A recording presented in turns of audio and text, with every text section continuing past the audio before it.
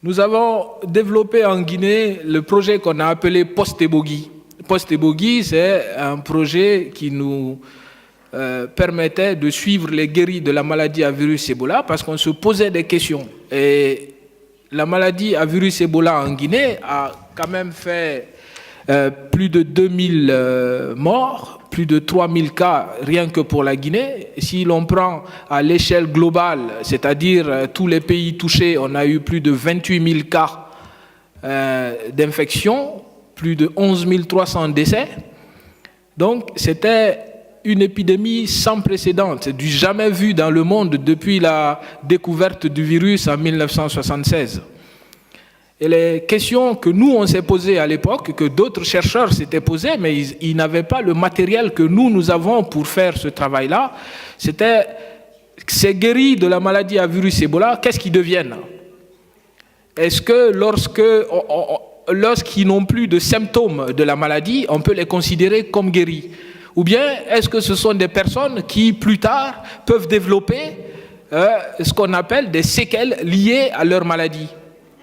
Est-ce que ces personnes-là, comme pour certaines maladies virales, est-ce qu'il pourrait y avoir dans les fluides prélevés chez ces personnes-là une persistance du virus?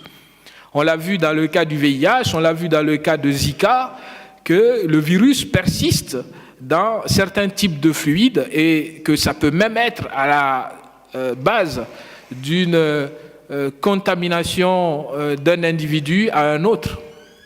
Donc nous, on s'est posé toutes ces questions-là. On est allé au-delà, on s'est posé d'autres types de questions sur d'autres populations. À la suite de ces différents projets-là, et avec le soutien de différents instituts, notamment l'INSERM, l'IRD et l'Université de Conakry, ainsi que l'Institut national de santé publique de Guinée, nous avons alors réussi à mettre en place, dans un premier temps, un premier laboratoire à l'Institut national de santé publique de Guinée. Ce laboratoire nous permettait d'analyser les échantillons que nous avons prélevés dans le cadre des différents projets que nous avons mis en place en Guinée. Ce laboratoire de virologie moléculaire qui se présente ainsi aujourd'hui, à la base, c'était une pièce vide que l'Institut avait mis à notre disposition. Et grâce au soutien des institutions que j'ai citées précédemment, nous avons réussi à avoir ce laboratoire ultramoderne qui aujourd'hui permet de faire du diagnostic des fièvres hémorragiques à l'Institut national de santé publique. Mais on ne s'est pas arrêté là.